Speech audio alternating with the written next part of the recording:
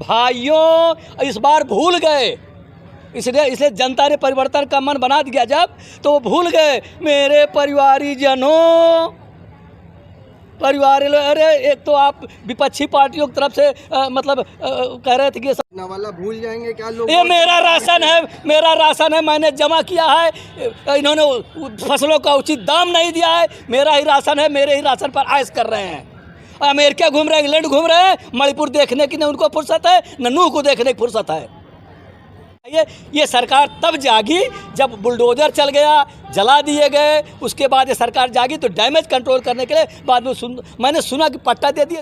24 का चुनाव आ रहा है, क्या लगता है इस बार 24 के चुनाव में क्या भारतीय जनता पार्टी फिर से एक बार विजय हो रही है? सत्ता उससे बहुत दूर चली गई है, भाजपा सत्ता में आ ही नहीं सकती क्योंकि उसने काम ही ऐसे किया। क्यों नहीं आ सकती है? वो इसलिए नहीं आ सकती कि उसने बेरोजगारों को बहुत छला है और रोजगार गारंटी कार्यक्रम लागू नहीं किया। ठेकेदारी प्रथा जो भ्रष्टाचार की जननी है उसको देश में लाद दिया है और पूरा देश बेचा है। उसने रेलवे बेचा है, उसने भारत दूरसंचार बेचा है, उसने हवाई जहाज बेचा है, उसने दुनिया की सारी संपत्ति को ठेकेदारों के हाथे, बड़े बड़े पूंजीपतियों हाथे बेच दिया है। पूंजीपतियों का कर्जा माफ़ किया है, गरीबों का कर्जा नहीं माफ़ किया है। 15 अगस्त में लाल किले खड़े कर दिए फिर से हमारी सरकार। हाँ, ये उनका डर है। वो आते थे तो कहते थे मित्रों, बहनों, भाइयों इस बार भूल गए, इसलिए जनता ने परिवर्तन का मन बना दिया जब, तो वो भूल गए मेरे परिवारीजनों,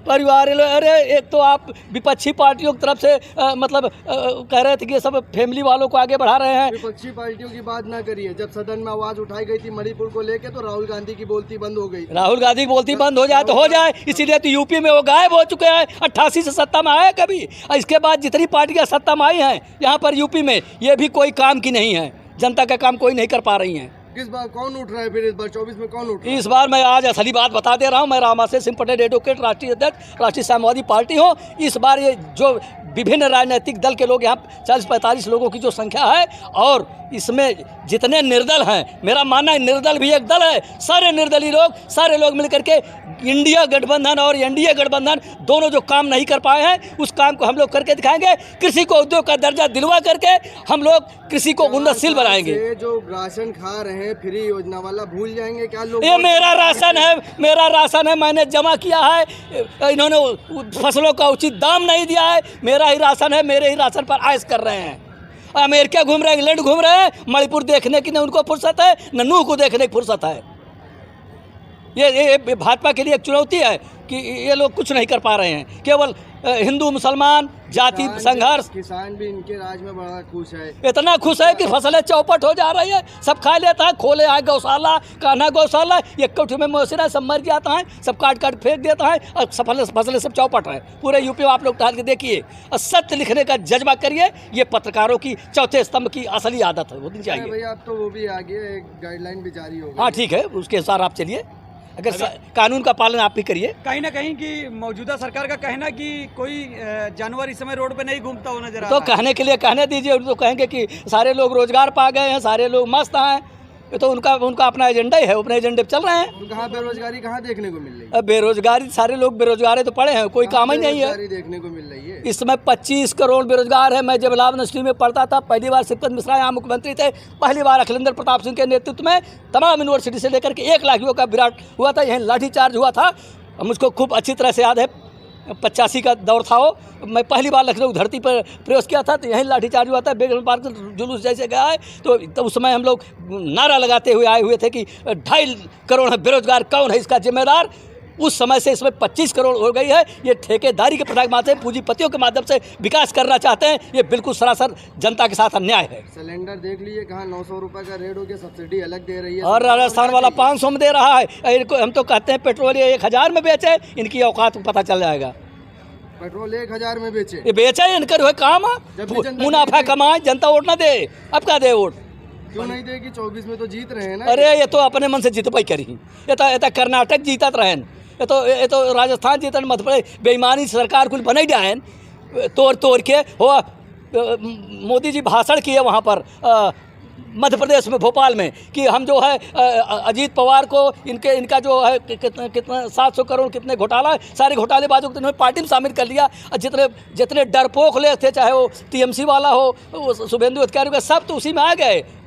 सारे लोग आ गए भाजपा, उनके ऊपर कोई कार्रवाई नहीं। जो भाजपा में नहीं जाता है वो मोदी वॉशिंग पाउडर से वहाँ धुल जाता है, और जो बाहर में रहता है उसके ऊपर एक्शन होता है। एक्शन ले, जितना ही एक्शन होगा। हाँ, मोदी वासी का है, मोदी वॉशिंग पाउडर है वहाँ उनके पास, जितने भ्रष्टाचारी जाते हैं उनको धुल दिया जाता है।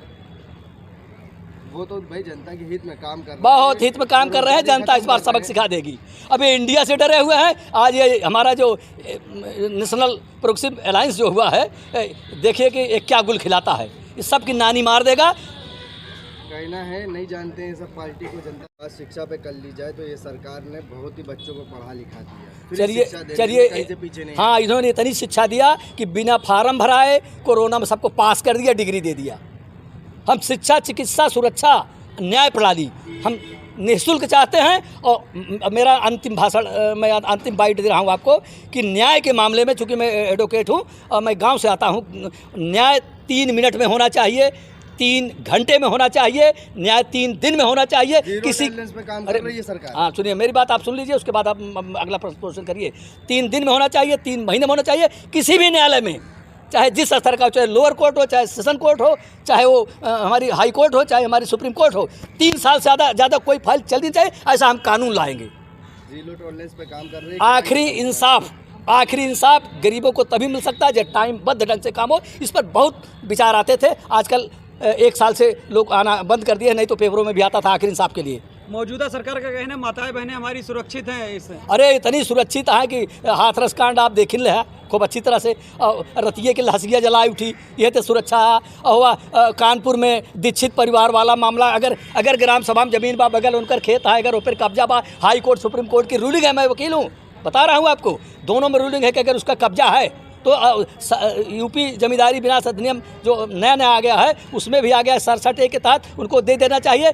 ये सरकार तब जागी जब बुलडोजर चल गया, जला दिए गए, उसके बाद ये सरकार जागी तो डैमेज कंट्रोल करने के लिए बाद में मैंने सुना कि पट्टा दे दिया कि नहीं दिया, आप लोग पता लगा दीजिएगा, क्योंकि मैं वहाँ तो गया नहीं। पट्टा इस सरकार ने अगर उसी जमीन का देना था तो उनके ऊपर एक्शन क्यों हुआ? इसका मतलब कानून नहीं मानते। लास्ट क्वेश्चन कि 2024 में फिर से बीजेपी सरकार बनाने जा रही है अपना, इसका खुला ये सपना देखे अब गए, इसलिए कि डर गए। इंडिया का नाम घमंडिया करके बोल सोच रहे वो थोड़ी वोट पाएंगे। विपक्षियों से डरे, उससे बचे खुचे। मायावती का तो 10 पार्टियों का गठबंधन, उससे डर गए।